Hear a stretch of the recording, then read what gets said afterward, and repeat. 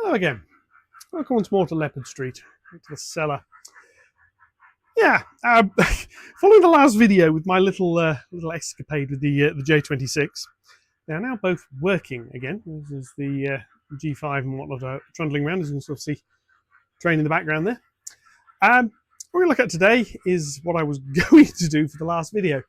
A little bit of posters turned up, a few new bits and pieces. I'm going to have a look at what I'm going to do with the station design, because I did have a few more thoughts. I've had a few comments back. A few realizations have set in. Yeah, this is Leopard Street. Let's have a look at what we've been up to this week. Well, the first thing, which is where the bulk of my time has been, is putting this together. Well, this and 5 more of them. I've got 6 of these things. These are my board controllers. Here we have, obviously, the little board controller in the middle. I've not done a video on building them because, I mean, if you look at the circuit, all right, this one's missing a couple of wires. It's an LED, 4 resistors, and some sockets. There really isn't much to it. I mean, you could solder the wires directly to the ESP32, but I prefer this arrangement so I can plug them in and unplug them. So there we've got the ESP32.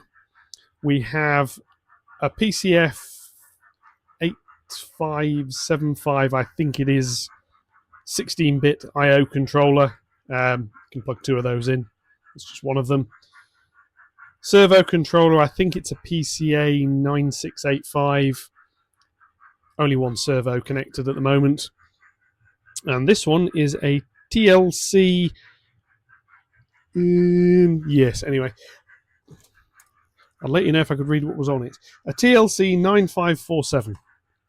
Which is a lighting controller, and as you can see, it's been modified slightly. Yeah, I'm going to do a video on how these things work in the not too distant future, which is what this is all about. Is sort of a bit of a manual configuration box. That's going to pretend to be block detection hardware, so I can say, "Oh, look, there's a train in the block," and no, there isn't. Anyway, that's coming up in the future, but these are quite time-consuming to make. So yeah, that's basically what I've been doing the past week or 2. 6 of them, because if we turn around, that board there where those 2 trains are sitting needs one. That high-level board needs one. This end board needs one. This board needs one. That board needs one, and the board at the very end needs one. It's a standard design I use.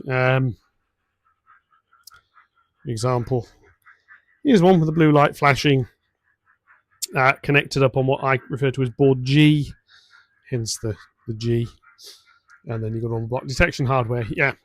Yeah, so we'll have a look at that in the future. We've also had a little bit of post, so if I come down here and have a little look and see what we've got. If I've shown this one, LCUT Creative LNER signal box, that is going to go there somewhere, possibly a bit further over. I've got it because I need to know how big it's going to be for the track layout over here. I have some springs. It was suggested, very helpfully actually, to underneath of this, which is the turntable, to put a spring so that it gets pulled down against the coupler. So when I've got a coupler on the bottom, it's pushing up against the base of the table, pulling this down. Helps seat it at that level. Very good idea. Hadn't thought of that. So that's there. We have a new flexible coupling. This one, as you can see, has got some red bits in the middle. It's got a little bit of give in it. It'll help minimize vibration. Oh boy, we have a new stepper motor. I'll put it over here next to the old one. A little bit more chunky. This one is, well, NEMA 17. Now, all that means is this front faceplate. It's the dimensions for that. It's the position and size of the mounting holes, this ring, and so on.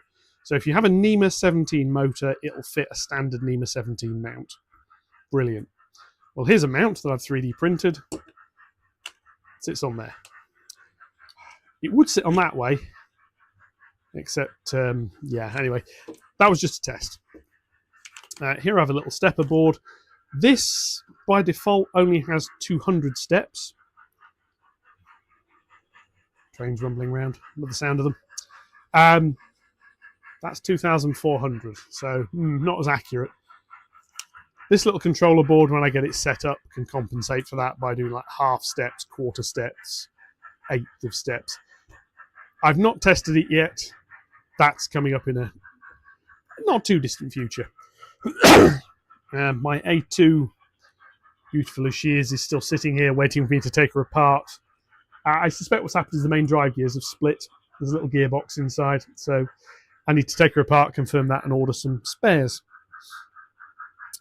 Now, last Saturday, I had a trip over to Rails, returning my little J26. I posted a few things. I've had a few comments back. I'm not going to comment any further on that one. The return is due, I think, in the post today. I should get over the next couple of days. I'm going to run her. I'm going to see how she works, and then I'll comment on what's going on. Yeah.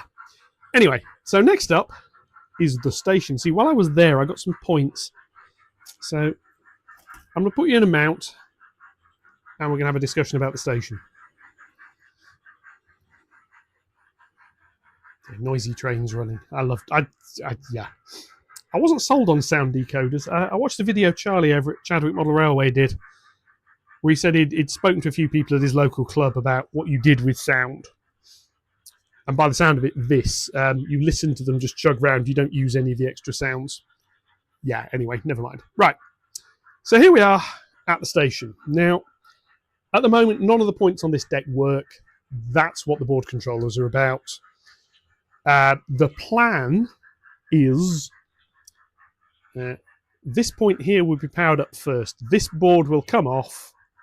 It'll get the first controller in. All it's going to be able to do is drive the point and its frog relay. It'll probably have a lighting board fitted because the signal box is going to get some lighting. And I may as well just fit it. I'm not putting the block detection hardware in. It's going to come out later and I'll put that in.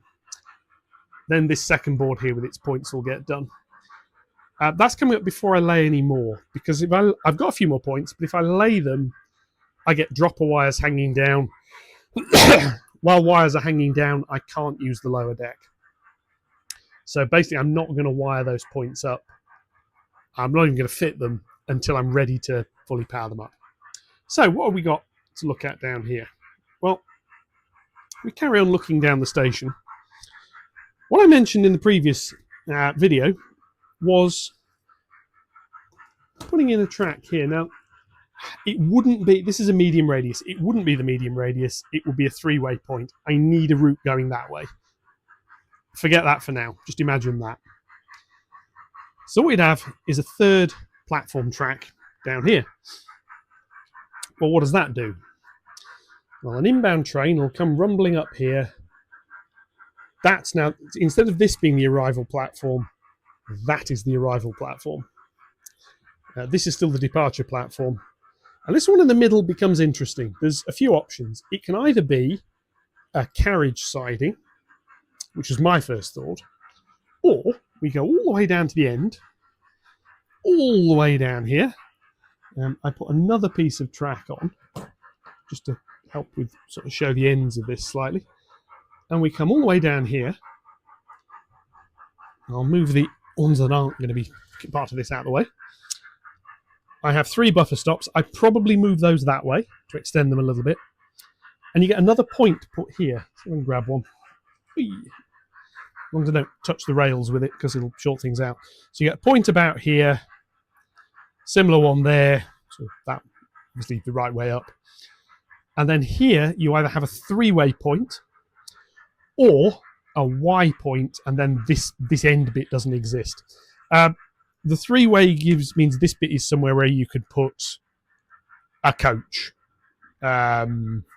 possibly 2, shunting loco. The thinking then is a train can come in on this line, uncouple, move forward, and its locomotive can run out on its own. It doesn't need a shunter. Brilliant. Can go at the other end, whatever. However, and yes, I can also do that then on this track here, which is my departure road. However, because of the station entrance, and because I simplified the station entrance slightly from the original design, come all the way down here.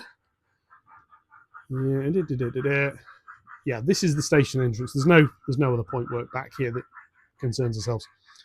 Trains come in on this track, they go out on this track. So a train can't arrive on this platform. So there'll never be the need for an escape road at the end. Okay, so you put that in. I just put the escape road on there. Trains can depart from that platform.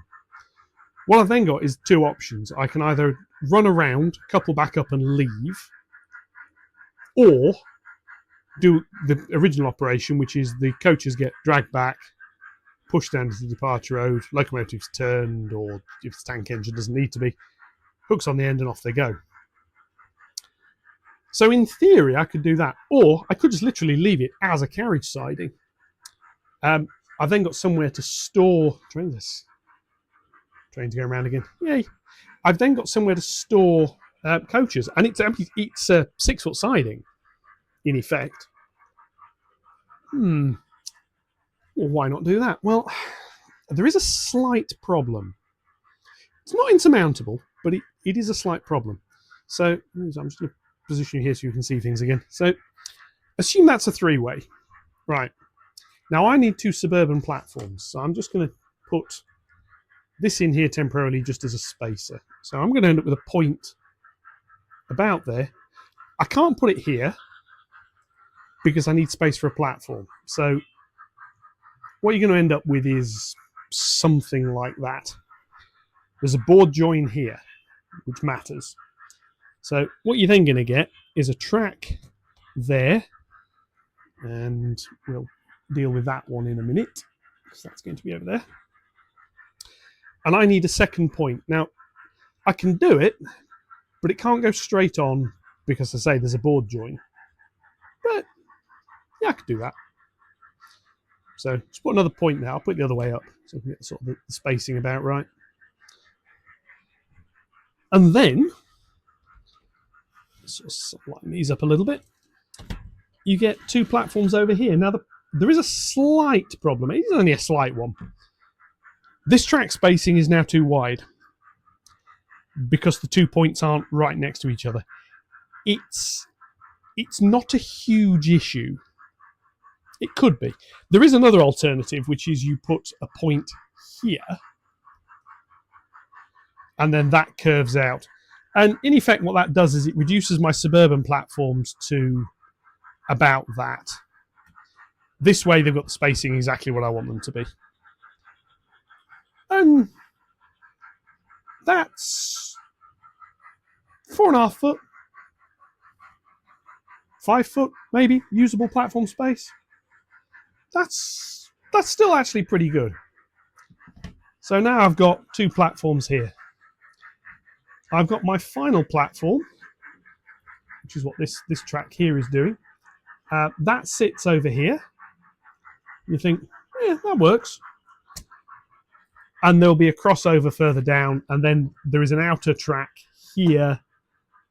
This runs around and it loops back down. And remember how I said I want a 3-way point here? Well, that's what that connects back into. This becomes 2 parallel tracks. There are points spurring off this way into the freight yard. I could do that, but I'm not sure it actually gives me anything. Or not really. This station arrangement, it's nice, a 3-track main area, you know, with a one in the middle that's a siding, or I could put the crossover in and say, well, it's a runaround that I just don't use very often. But that's the point, I'm not going to use it. Yes, a central coach siding would be nice. I've got the parcels bay, which is where these coaches are sitting. I've got this road, which isn't going to be used as a normal platform. It could be. There's nothing saying it can't be. It'll go to about there, so it'll handle a normal length train. I've got platform 6, which is over the far side, which is basically the same thing. Yes, that one's part of the goods run around. But if I'm not actually running around a goods train, it's another platform. I could put some coach sidings down here towards the goods yard, and I might still do that. I've not thought about that bit yet. That's just occurred to me. So what I'm going to do, that's going. This road's going. I'm going to stay with my original concept of 2 platforms. So that's going to go there. That's going to go there. That's going to go about there. I've then got my platform roads are here. Yeah, they're not straight, but that's whatever. This comes around here now. That track is then over this side somewhere. Now what this does, if we come back down here just a little bit more, I would have drawn all this stuff out. Part of the problem is I've got a plan of this layout I drew up in Extract CAD. Slight problem. It is only a slight problem. I got the scaling a bit wrong. It's not a huge issue. It just means that some stuff doesn't quite... It shows this much wider than it actually is, which doesn't help. So then that goes... Anyway, I've then got those tracks back there. And as I said, I've then got this space here, which is, if memory serves, just roughly how big that space is. Yeah, it's about 7 inches there. It's a little bit less partway along, goes down to about 4.5, 5 inches. Now, that's enough to put in a road, as in a physical road, like an asphalt road, cobblestone road, and a few low relief buildings. Where the track box is, if I just move this along a little, yeah, about there. I put some low relief buildings in. There's a back scene behind it, if you see. So I maybe have some low stuff there. I don't want it too high, because if I'm standing sort of here looking this way, that's too high. I can't see the layout. So some low stuff there. A low warehouse, something not much higher than the back scene. I've got my station. This gap here, what'll then happen, say this other track will come round. About here there'll be a point which goes off into the stabling area. And what that means is I can bring a goods train in, and it'll come in and it'll rumble down here, and the crossover is going to start about here. It's going to be a left-hand crossover, so there'll be a point on this board and a point on that board. So I've got between there and where the point is for the yard, oh, it's only about 3 foot. However, the goods train can sit around here over these points all the way down here. I've got about 4.5, 5 foot of goods train. I only want really 9 wagons and a brake van. Maybe 10 wagons and a brake van, but 9 and a brake van. This is the same length as the train the J26 is dragging around, which is, yeah.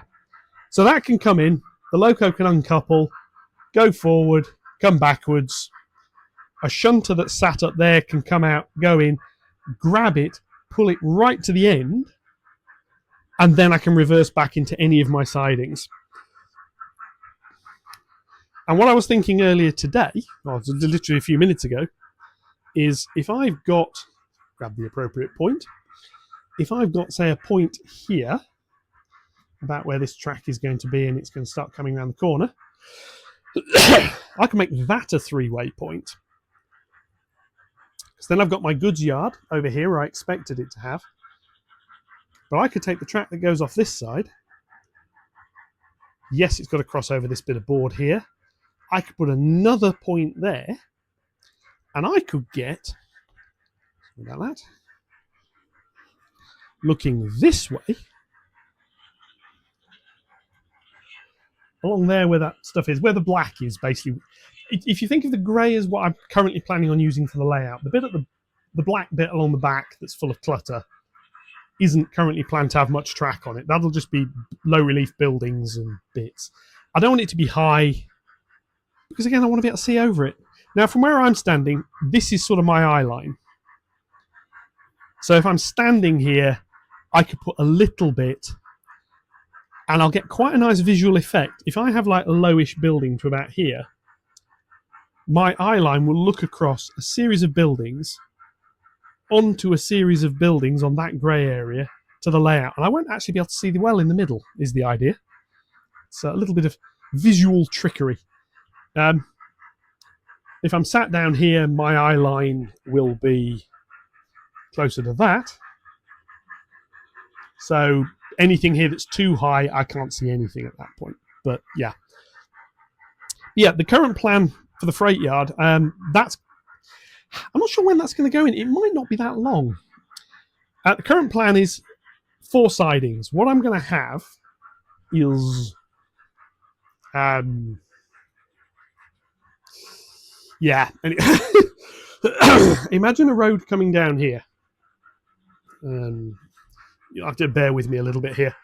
So yeah, there'll be a point coming off here. That'll come into a point here.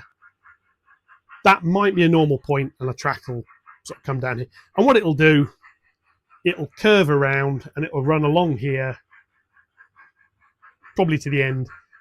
That'll have some coal staiths on that side. That'll be the coal siding. Probably.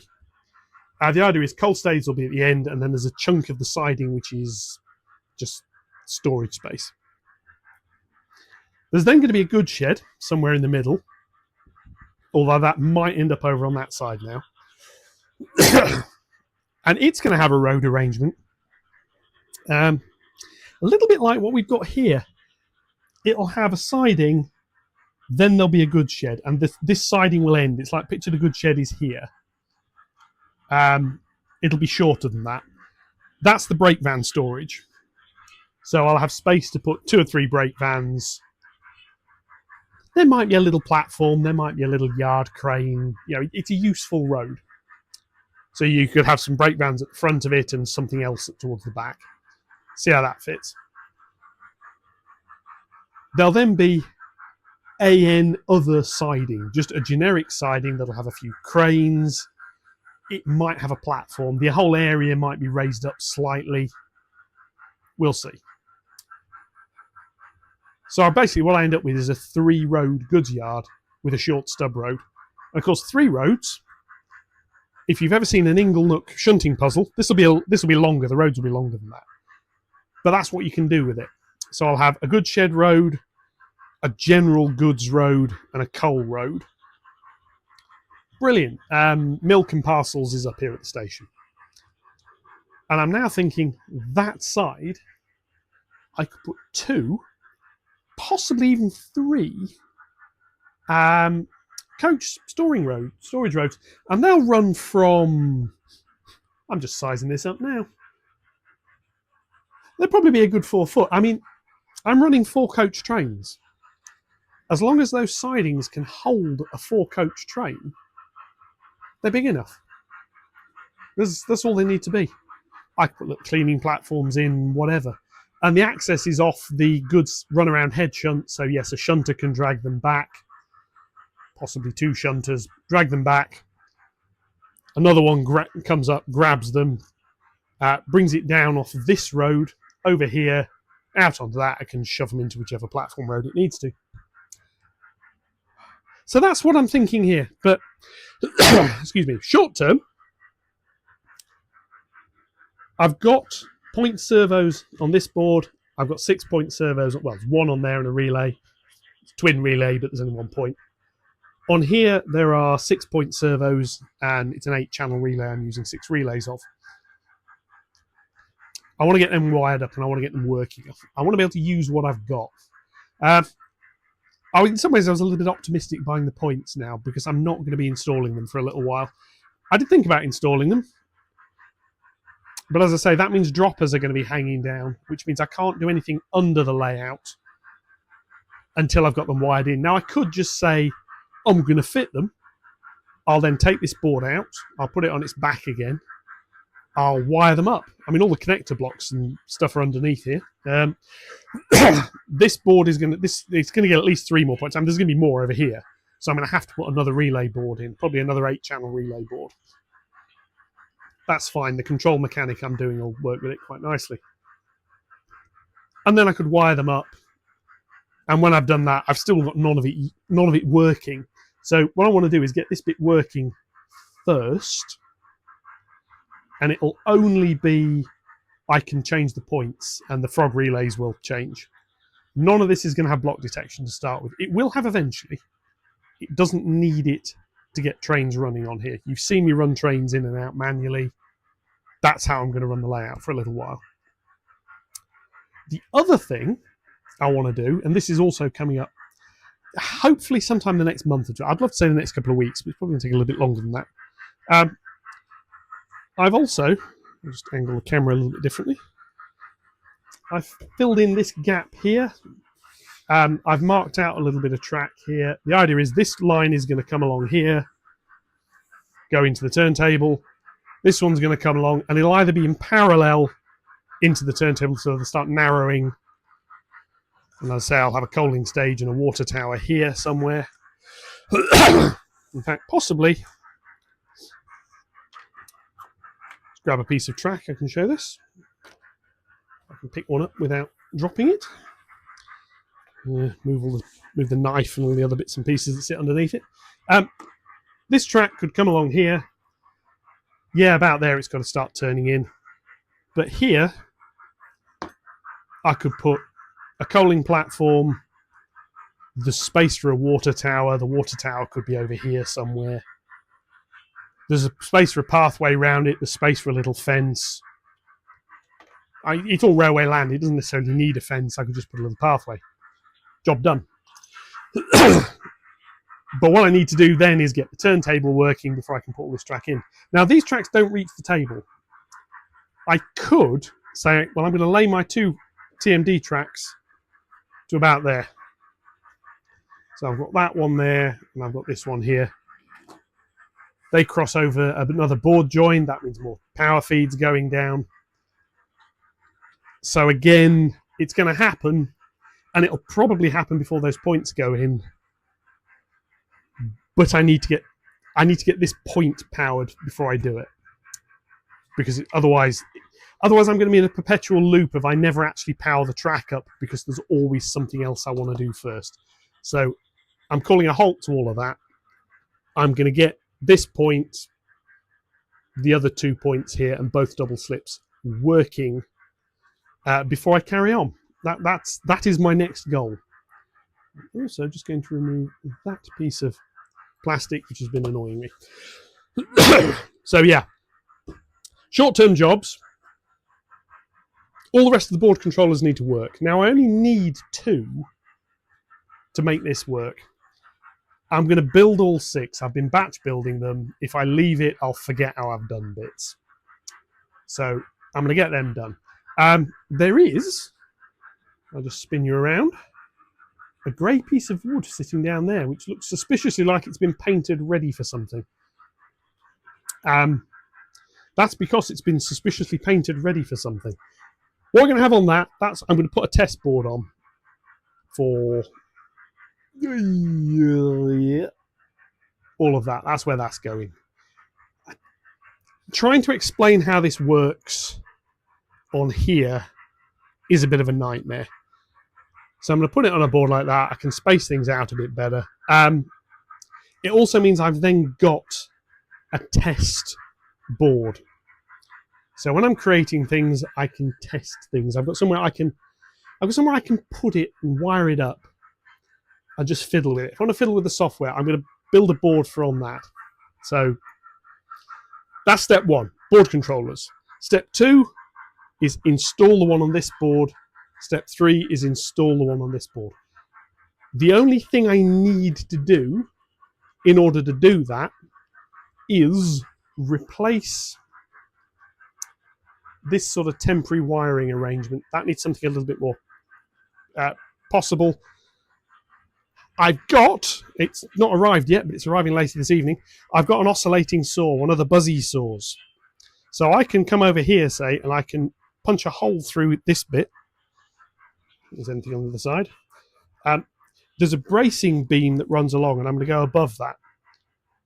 Drill a couple of holes, cut a slot.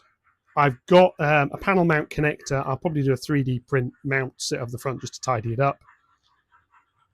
That'll be a 6-port socket. Hanging down from up here somewhere, running along the back of this beam until it gets to the appropriate point will be the power connection, which will just come down and plug in. So I need to do those on the two boards. Basically, I need, over here at least, and that one sort of needs it as well, I need the 12 volt for powering the stepper motor up. I need the power supply circuit. So I just need all 6 wires. So I'm going to do all 6 on these 2 boards only to start with. Well, back initially on this board. This board's going to power up with this point powered, but can't actually do anything.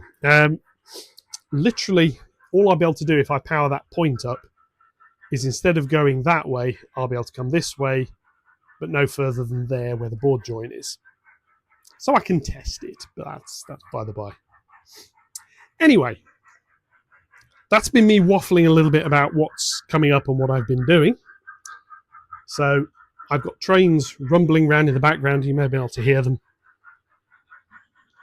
There's the little J26. Now, following on from my little escapade with her the other day, she's now been running for about 35-40 minutes.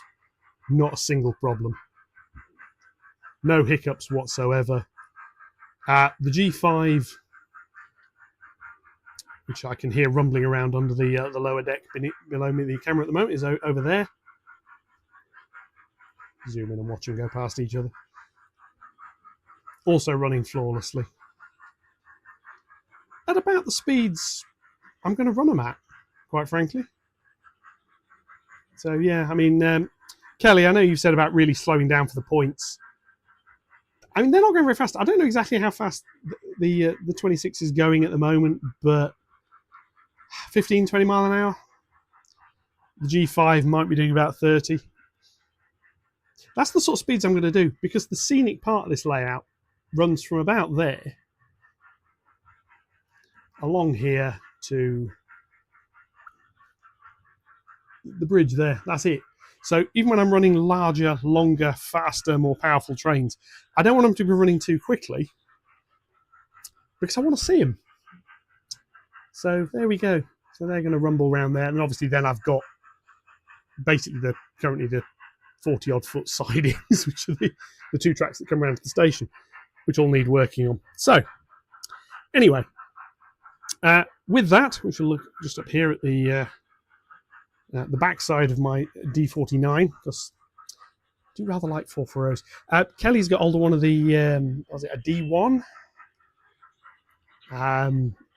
In the rather lovely photographic grey, their War Department colour.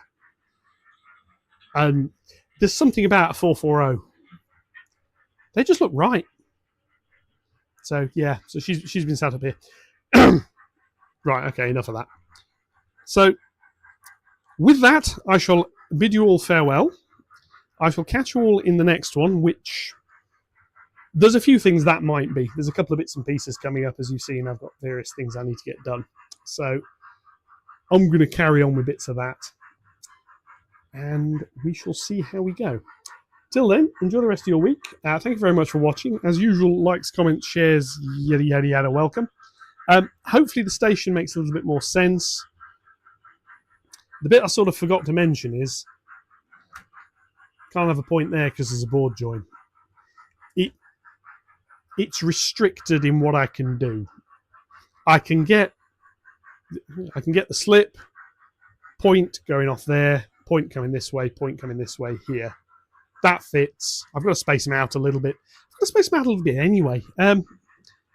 If I do that, those two back to back, the 2 roads that come off will be too close together. So I'm going to have to do something like that anyway. Yeah, I'll sort all that out. Yeah, anyway, enjoy your week. I'll catch you all in the next one. Thank you very much for watching, and goodbye.